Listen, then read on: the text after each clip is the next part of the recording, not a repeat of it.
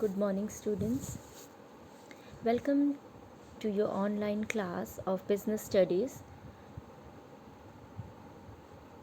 So, as you know, in our last week class, we have discussed about management and business environment, in which I have covered two topics: the meaning of business environment and its concept and features. So, today we will continue with the dimensions of business environment. Dimensions of business environment means that in how many parts the business is divided and how the business plan its future for improved performance, and how these factors or dimensions constituting the general environment of business. So, as you can see, a circular pie chart below, in which I have explained the dimensions of business environment. So, business environment is basically divided into five types of environment. So, the elements of business environment are divided into five main parts.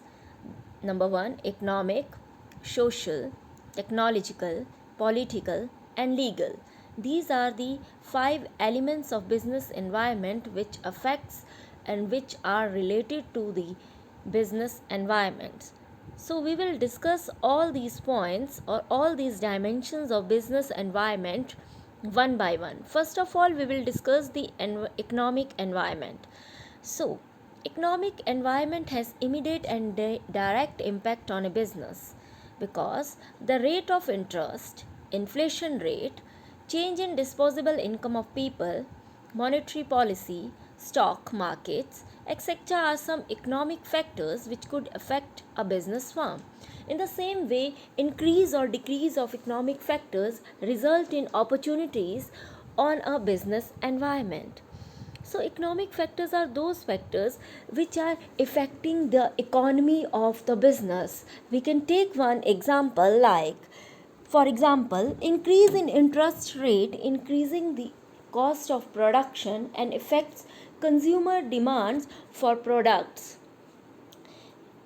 It is a very important example. As you can see, increase in interest rate. Suppose a company is purchasing raw material for the production. So for that he has taken the loan from some financial institution.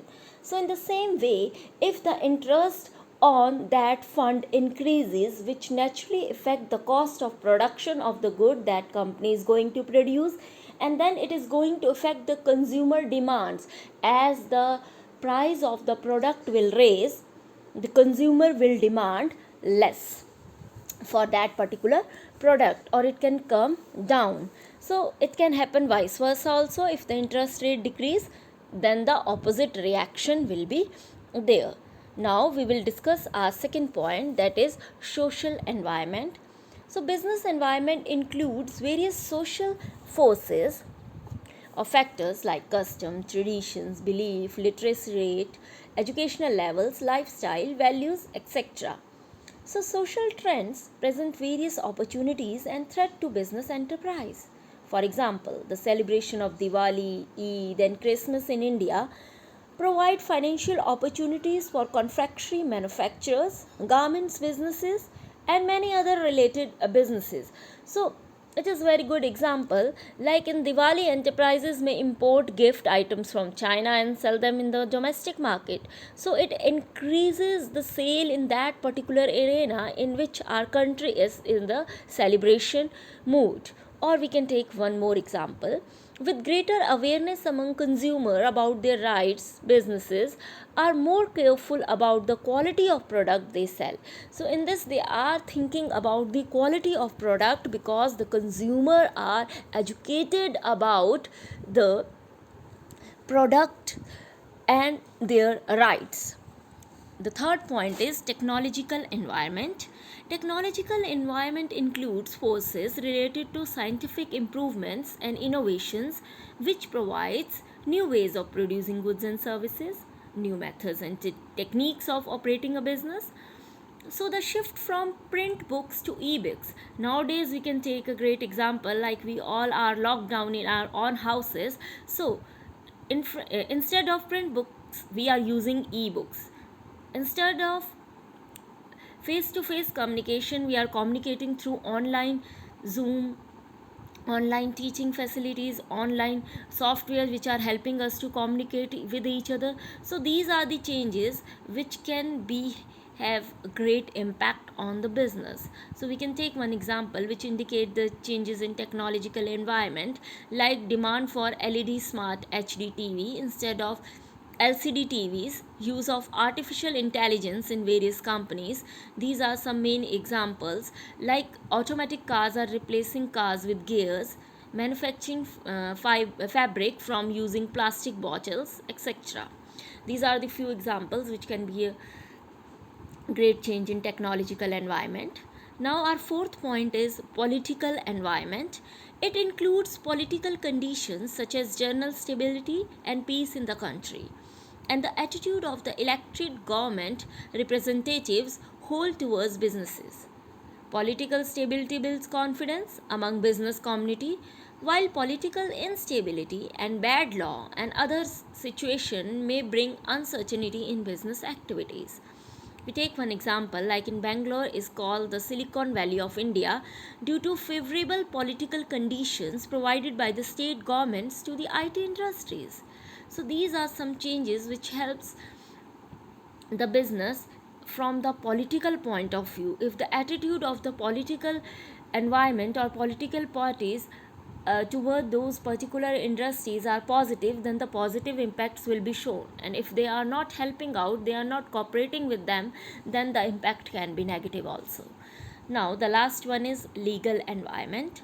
It includes various laws and legislations passed by the government administration, court judgments, decision of various commissions and agencies at every level of the government center, whether it is state or local. Businessmen have to act according to various legislation and their knowledge, which is very necessary.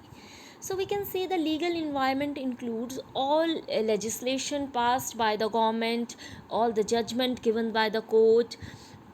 So every business enterprises has to meet all the legal compliances and follow all the rules and regulations framed by the government. For example, advertisement of alcoholic beverages is prohibited. So we can take one more example. Every business organization has to file an income tax return, and all companies, private or public, need to submit their financial statements with the registrar of company as a part of legal compliance. So these are the few examples which we have to follow in legal environment. Now we will move toward our next topic, that is economic environment in India.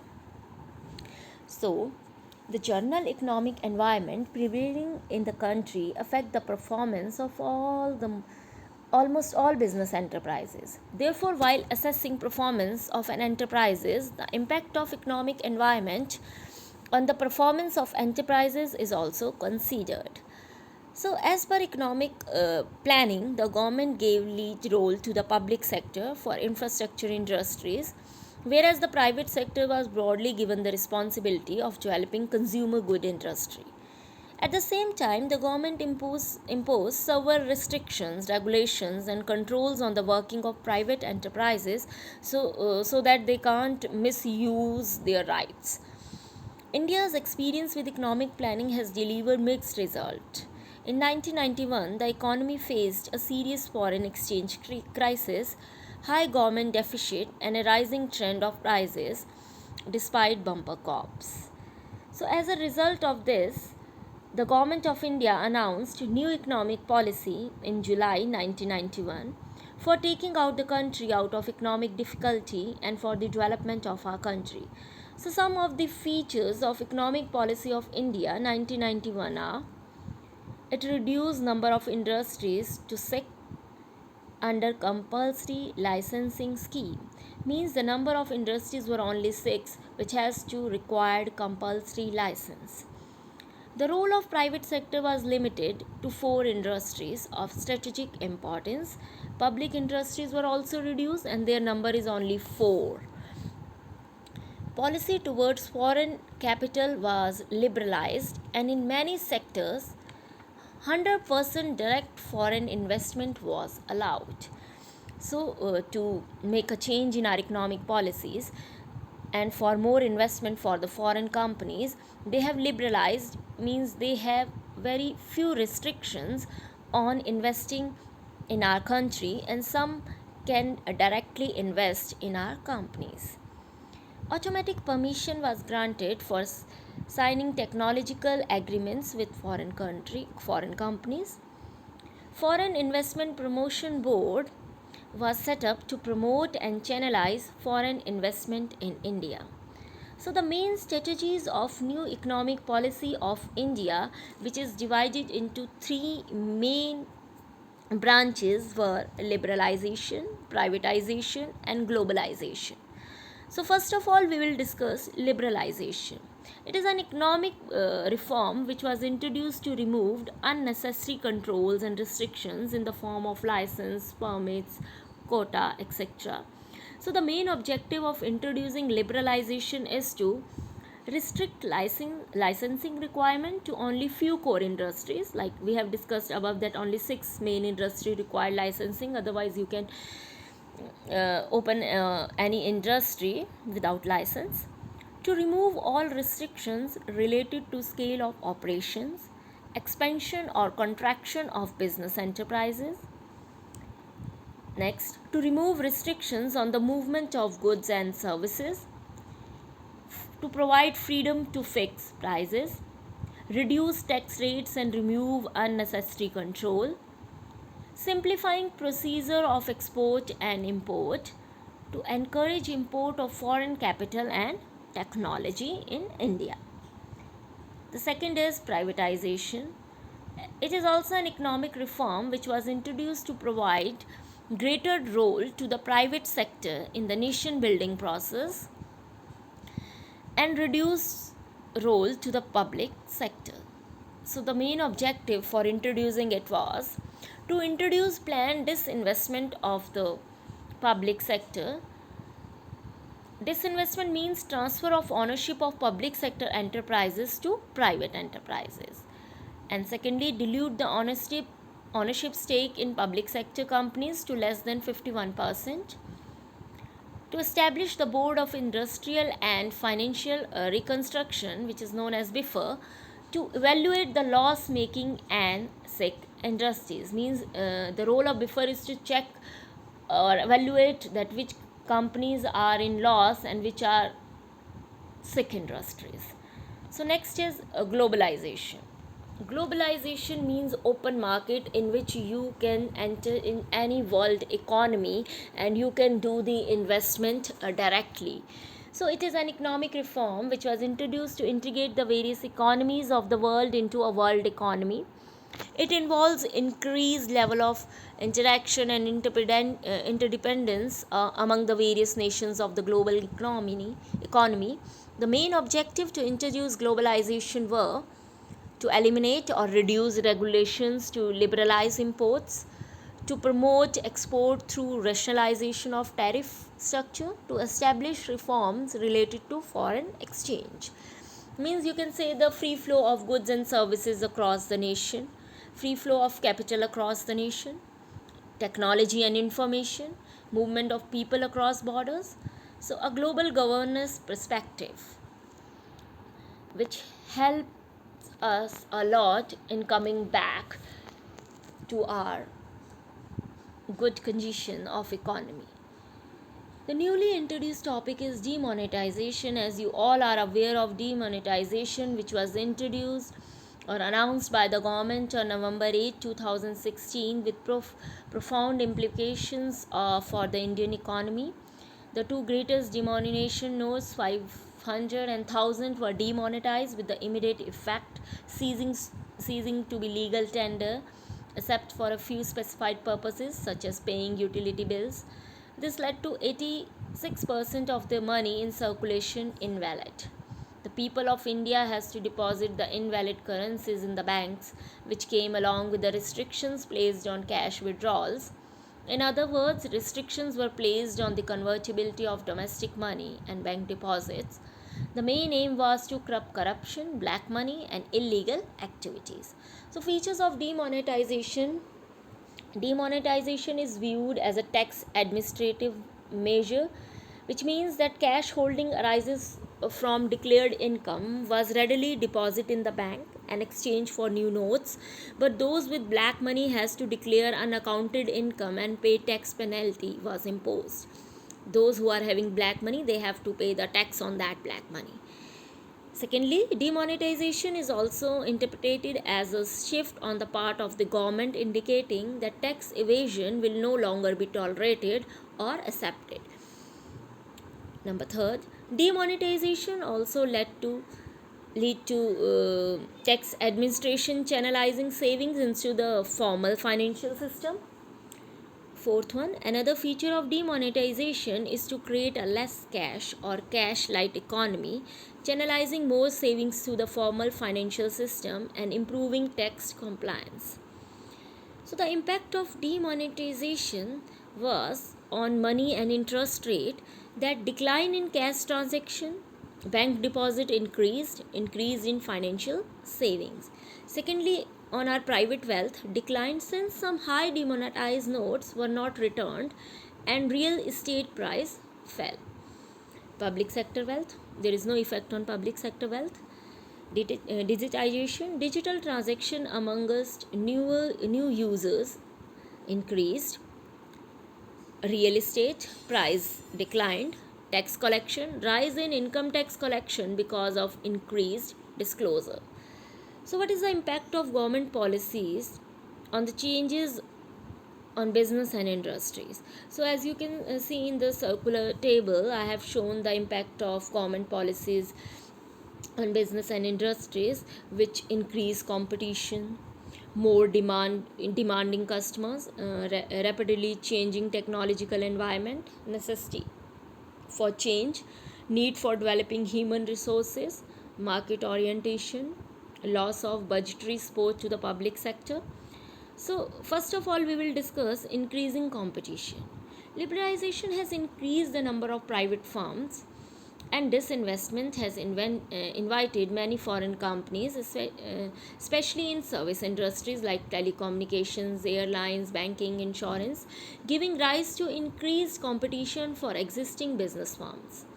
We have more demanding customers. With globalization and increased competition, consumers of today are well informed and have wider choices while purchasing goods and services.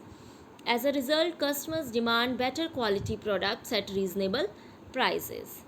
Third, rapidly changing technological environment. Increased competition forces the firm to develop new ways to survive and grow in market. So, fast changing technology requires company to improve their machinery, adopt latest methods and processes to produce goods of better quality. It is relatively easy for big companies to accept and adopt changes, but it creates tough challenges before smaller firms as it may require huge investments. Necessity for change. After 1991, the market forces have become turbulent, as a result of which the enterprises have to continuously modify their operations. So, it is must for enterprises to invest money in research and development to update their product. Need for developing human resources. The new market conditions and ever-changing technology require business enterprises to use machinery with latest technology. This required personnel with appropriate training, competitions and commitment. Therefore, there is a need for business enterprises to develop and train human resources. Market orientation. In earlier time, business enterprises worked on the basis of production oriented marketing operations. They sold the products they produce, but with ever changing demands of consumers, business enterprises have to shift from product oriented to market oriented. They need to study the market and its needs before deciding what to produce. Loss of budgetary support to the public sector. With introduction of privatization, there is a shift from public to private sector. There is declining financial support to public sector. As a result, Public sector enterprises need to be efficient and generate their own resources to compete with private enterprises. So, from the above discussion, though it seems that changing government policies has created many challenges for business enterprises, but at the same time, it has opened many new avenues for business development and growth. The business enterprises have become more sensitive toward consumers. They produce goods as per market demand, take utmost care for quality, and adopt measures to improve customer relationship and satisfaction. So, our chapter 3 is finished. I have completed all the topics related to management and business environment in these 2 weeks. So, I know that all the topics of business environment has been clear to you. So, please revise the whole chapter and do the given assignment in your PDF file very carefully, and go through the PDF file and then attempt all the questions of the assignments and make your own notes from the chapter. All the best. Stay home, stay safe. Goodbye.